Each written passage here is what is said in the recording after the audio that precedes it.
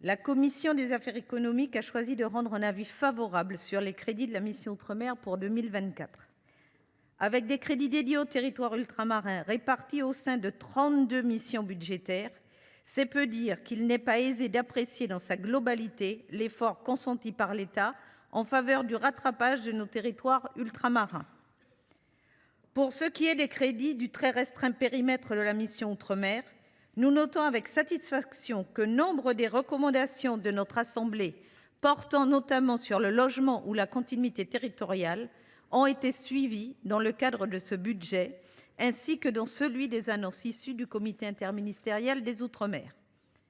Naturellement, beaucoup reste à faire, mais lorsque le gouvernement reprend des propositions qui lui sont faites, il convient de le noter. Ceci étant dit, concernant la question du logement social, sur laquelle je souhaite insister, les résultats en matière de construction, de réhabilitation et de lutte contre l'habitat indigne demeurent très en deçà des ambitions affichées année après année par le gouvernement. Avec 2 729 logements livrés en 2022, nous avons atteint un point bas historique de la construction, alors que même 80% des ménages ultramarins sont éligibles au logement social. Le rythme des réhabilitations, environ 2000 par an, n'est lui aussi pas satisfaisant au regard des besoins observés et du vieillissement de certaines populations que l'on entend maintenir à domicile. Enfin, que dire de la lutte contre l'habitat indigne?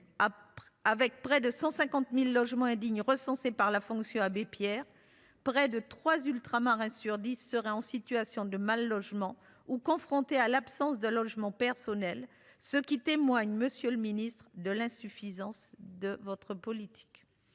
Face à ce constat, la commission note avec satisfaction que le crédit de la LBU augmente assez substantiellement sur toutes les sous-actions.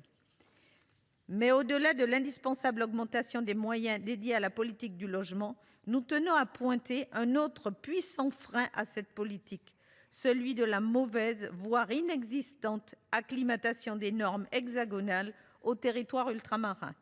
2 exemples rapides: le marquage RUP, sujet pourtant identifié de très longue date mais toujours pas sérieusement adressé; la non-adaptation du diagnostic de performance énergétique des logements aux territoires ultramarins et sa conséquence très concrète, à savoir l'exclusion de nos compatriotes du bénéfice de l'essentiel des aides du dispositif MaPrimeRénov', dont les montants sont autrement plus importants que ceux financés par les crédits LBU.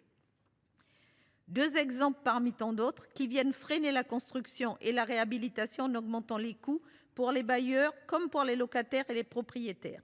En conclusion, monsieur le ministre, des crédits, oui, c'est indispensable et les montants sont probablement encore insuffisants, mais aussi l'absolue nécessité de s'attaquer en même temps à la question des normes. Tel est notre message.